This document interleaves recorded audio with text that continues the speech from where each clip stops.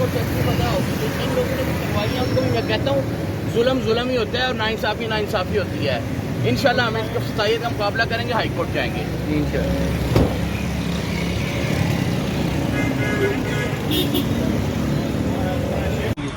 बिस्मिल्लाहिर्रहमानिर्रहीम। जो election तरमीमी bill है, ये एक जमहूरियत के ख़िलाफ़ एक ड्रोन अटैक है, सबसे पहली बात। और ये सिर्फ़ और सिर्फ उजलत में पेश हुआ है।